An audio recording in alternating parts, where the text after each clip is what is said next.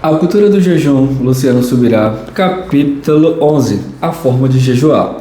Devote-se ao jejum e à oração, mas não além da conta, para não se destruir por meio disso. Todo excesso é um prejuízo na nossa vida. O jejum possui formas apropriadas de ser praticado. Quais são elas? Penso que podemos agrupá-las em dois grupos, internas ou externas.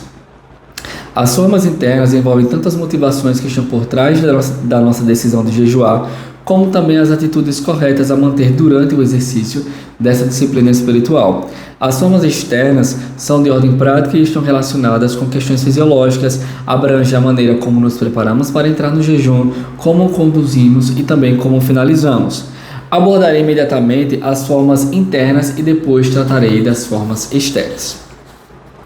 A coisa certa do jeito certo.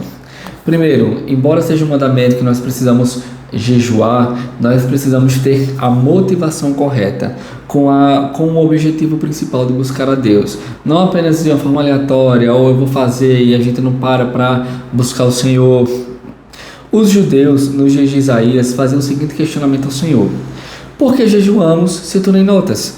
Por que nos humilhamos se tu não levas isso em conta? Isaías 58:3. Ou seja, a Bíblia está mostrando que é possível jejuar sem alcançar resultados. Isso normalmente acontece quando se faz a coisa certa do jeito errado, ou seja, quando se jejua de forma inadequada. Já afirmei anteriormente, o jejum não é uma moeda de troca para barganhar com Deus. O Senhor não deve nada a quem jejua. O jejum é um auxílio na expressão da fé, na mortificação da carne, na humilhação perante o Altíssimo, mas não nos dá privilégios. É bom lembrar que depois de Deus determinar juízo sobre a criança que Davi havia gerado na relação adúltera com Batseba, não houve jejum que revertesse a situação.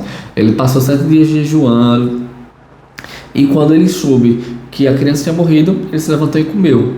E o pessoal perguntou: oxe, por que agora que a criança morreu, você se levanta e come? Ele disse: não, porque eu estava jejuando em propósito de que a criança vivesse, mas já que a criança morreu, eu vou comer aqui. Minha versão, né? Quais são as lições que podemos extrair do registro de Isaías? Em primeiro lugar, há uma forma correta de jejuar.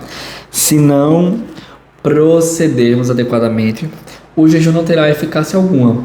Jejuando assim como hoje, o clamor de vocês não será ouvido lá no alto, disse Deus por meio do profeta. Em segundo lugar, não se trata de uma prática externa, apenas de aparência, e sim interna de um coração sincero. No jejum que o Senhor afirma ter escolhido, o jejuador não apresentava o comportamento de quem apenas aprendeu um mero ritual. Era contraditório humilhar-se com pano de saco, cabeça baixa, aparência de piedade, porém mantendo uma conduta pecaminosa. E é impressionante o tamanho da lista que expõe os pecados nos quais aqueles judeus andavam. Era necessário arrependimento e mudança de atitude, uma volta à obediência dos inúmeros princípios bíblicos que o povo de Deus estava insistentemente quebrando. Em terceiro lugar, temos as promessas divinas de recompensa àqueles que jejuam corretamente, como uma extensão de sua piedade e compromisso. Ou seja, de nada vale a pena você estar jejuando, mas andando uma vida cheia de pecado, uma vida que não agrada a Deus. No seu jejum, e nada vai ser a mesma coisa. Motivações ocultas. Muitas vezes, as pessoas, como os fariseus naquela época, elas vão buscar a Deus, mas elas querem que as pessoas saibam: não, eu sou uma pessoa que estou aqui buscando o Senhor, porque eu preciso mais dele. E não tem nada de errado você falar isso, mas quando a sua motivação é para que as pessoas pensem, para que as pessoas achem o quanto você é espiritual, já perdeu aí. O aspecto físico. A abstinência alimentar gera desconforto, isso é fato. Não precisa, contudo, ser algo tão insuportável ou um processo compulsório de sofrimento que não possa ser amenizado. Não se pode pensar o jejum como algo fácil e agradável. Ele não existe para isto. A Bíblia não sugere que o seja. É um medicamento físico e espiritual, e aqui pode aplicar-se a palavra do farmacêutico quando dá um medicamento de gosto desagradável e diz: não é gostoso, mas faz bem. Como se preparar para o jejum? O preparo ideal depende do tipo de jejum. Um parcial, por exemplo, requer menos tempo de preparo do que o normal e total. Porque o parcial você vai apenas tirar alguns alimentos, então não vai ficar tão pesado. Para o jejum de até 24 horas, a preparação não parece ser tão necessária quanto para os de 3 dias ou mais. Aí você começa removendo de 3 a 7 dias antes do início do jejum algumas toxinas. Aí você tira açúcar, café, carne vermelha, refrigerante. Você vai fazer um detox antes para quando você começar o jejum não ficar tão pesado. Porque isso pode aliviar as dores de cabeça que você cita no começo do jejum total. O consumo de frutas e alimentos com fibras também ajudarão na limpeza do intestino nos dias de preparação. Deve-se ingerir o máximo possível de água, de 2 a 4 litros por dia. A prática de jejuns menores e recorrentes também pode servir como uma preparação. Você vai fazer ao longo de 7 semanas, então você começa fazendo um aí de 2 dias, 3 dias e por aí vai.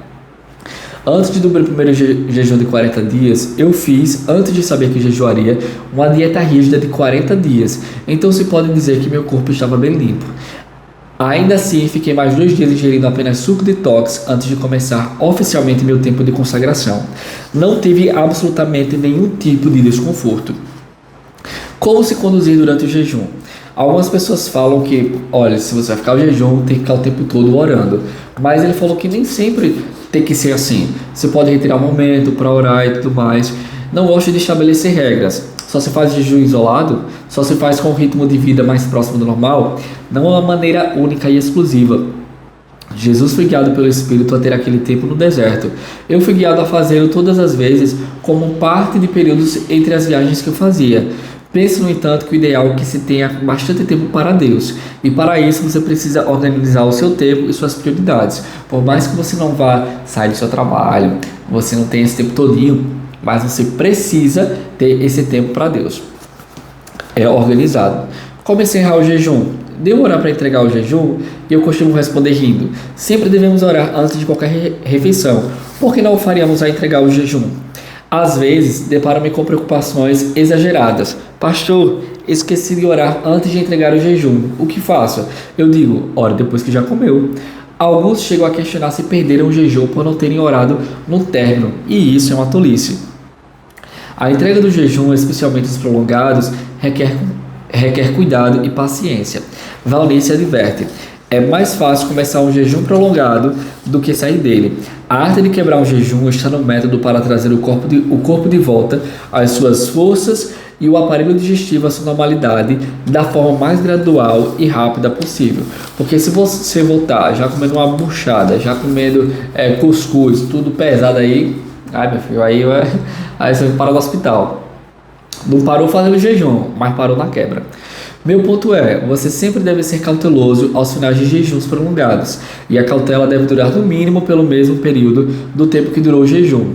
Entretanto, o modo como você conduziu a abstinência, se só com água ou com permissão de outros elementos, determinará quão lento deve ser seu retorno à alimentação regular e o quanto você pode permitir-se, ainda com o devido cuidado, já nos primeiros dias após o encerramento do voto.